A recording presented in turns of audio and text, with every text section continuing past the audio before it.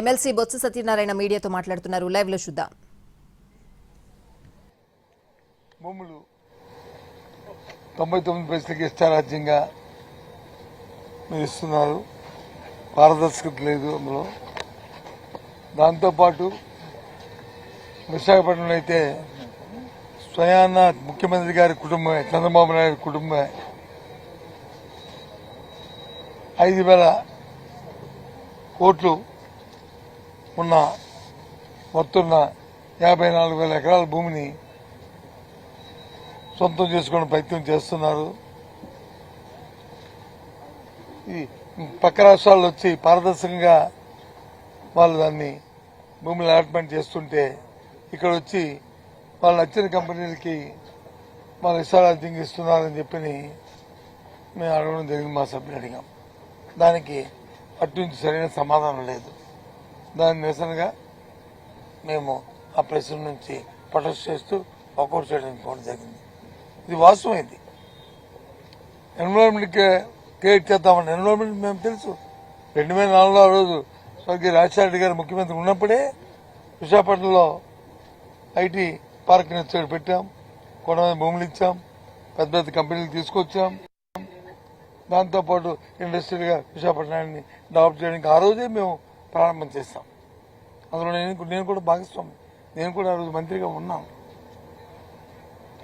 ఈరోజు real estate సంస్థకు వచ్చి 99 పైసలకే భూములు ఇస్తామంటున్నారు. ఏం దాన్ని ఒక సిస్టమ్ ఉంది కదా గవర్నమెంట్ లో. ఎక్స్ప్రెషన్ ఆఫ్ ఇంట్రెస్ట్ వెళ్ళడం, దాంట్లో ఎవరు వస్తారో కంపెనీ తాలూకు వచ్చి చూడడం, వాళ్ళకు ఇవ్వడం అనేది. ఎందుకు ఆ కార్యక్రమం చేయకుండా లోపాకారిగా మీరు ఒప్పందం ఎందుకు చేస్తున్నారు? ఏమనంటే ఉపాధి కల్పిస్తారు, ఉపాధి కల్పిస్తారో చస్తారో దొరుకుతున్నాయి అవి. ఈ రోజు మీరు చేస్తున్న పని ఏంటి? ఇళ్ళకి ఇస్తున్న భూములు ఏంటి? ఆ రోజు అదాని డేటా సెంటర్ వచ్చి మేము ఆ రోజు దాన్ని పెట్టడము, ఆ కార్యక్రమంలో జరిగిన ఎంఓఏలే కదా అక్కడికి వచ్చిన ఏదైనా సరే గూగుల్ సెంటర్ వస్తుందంటే దానికి అదే కారణం కదా. రాష్ట్ర ప్రజలకు తెలియదు అనుకున్నారా? వాళ్ళే చెప్పారు, మేము కాదు. ఎవరైతే స్వయాన్న వాళ్ళు స్థాపించబోతున్నారో వాళ్ళే వచ్చి చెప్పారు ఆ మాటని.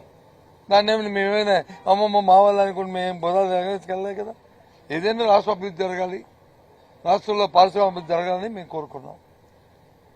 ఎవరైనా సరే ముఖ్యమంత్రి కుటుంబ సభ్యులు వచ్చి ఇంత దోపిడీని 5,000 కోట్ల రూపాయలు సంబంధించిన భూమిని ఇచ్చి ప్రయత్నం చేస్తారండి? అలాగే చూస్తే ఏం చేస్తాం?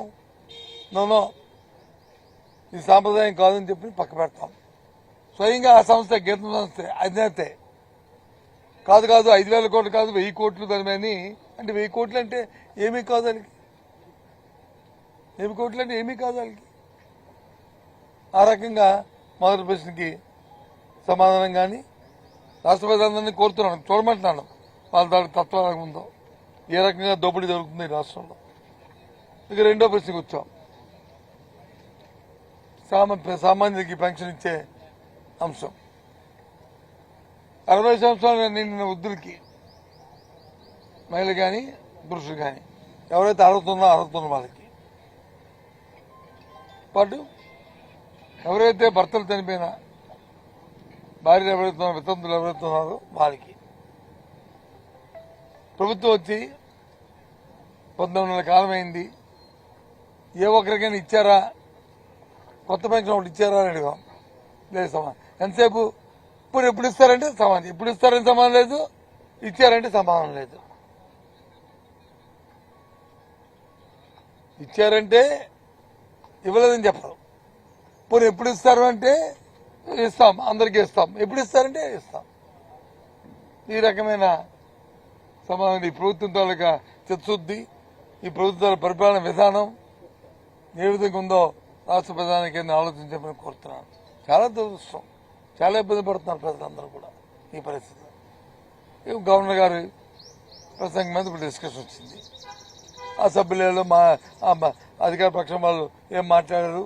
ఊరికే వాళ్ళు డబ్బా కొట్టుకున్నారు. సరే అన్న, మా సభ్యుడు చంద్రశేఖర్ రెడ్డి మాట్లాడాడు. ఆయన మాట్లాడి చెప్తే అది కాదు అంటారు.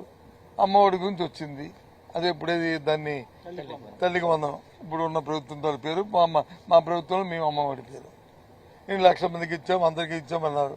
సరే మీరు చెప్పారు, కానీ గత ప్రభుత్వం వచ్చి 15,000 ఇస్తారని చెప్పి మెయింటెనెన్స్ కానీ 2,000 రూపాయలు తీసింది, 13,000 ఇచ్చింది. మేము వస్తే మాత్రం 15,000 పూర్తిగా ఇస్తాం, ఏ ఒక్కరికైనా 15,000 ఇచ్చారా అనేది మా సభ్యుడు అడిగాడు. దానికి సమాధానం లేదు, లేకపోతే నేను లేచి ఒక మాట చెప్పాను, సార్ మీరు 13,000 15,000 అది పక్కన పెడితే ఏదైతే మీరు ఇచ్చిన ఆ 13,000-15,000 కూడా ఆ 13,000 రూపాయలు కూడా 100% అందరికీ రాలేదు. సుమారు 15% సుమారు సబ్జెక్టు కరెక్షన్ అంకి మీరు వెరిఫై చేసుకోండి. క్షేత్రస్థాయిలోనూ ఎందుకు రాలేదో ఇంకెందుకు ఇవ్వలేదో 7,000-8,000 రూపాయలు ఇచ్చారు, ఇంకా 7,000-8,000 రూపాయలు ఇంకా ఇవ్వాలి వాళ్ళకి. 1,000 అటు ఇటు 6-7 ఇవ్వాలి, దయచేసి వెరిఫై చేసుకోండి చెప్తే మీరు చెప్తున్న అబద్దమనే మాట చెప్తారు. పోనీ మీరేమి ఎవరు ఇవ్వండి అని పర్వాలేదు. అప్పుడు నేను చెప్పాను, ఈ శాసనమండలి సాక్షిగా ఇది ఒక గౌరవమైన సభ, ఇందులో మాట్లాడుతుంది ఒక పార్టీ ఒక పక్షానికి మా పార్టీ నన్ను లీడర్గా గుర్తించి ఇక్కడ పంపించింది. ఆ హోదాలోనే ఆ గౌరవంతోనే ఇక్కడ మాట్లాడుతున్నాను. ఒకవేళ నేను చెప్పింది ఏదైనా అబద్దమైతే, ఒక సత్యదూరం అయితే అది విత్డ్రా చేసుకుంటాను.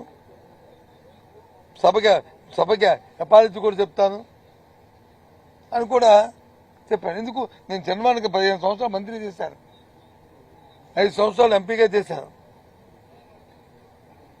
సభ సాంప్రదాయాలు కానీ పరిస్థితి కానీ తెలుసు.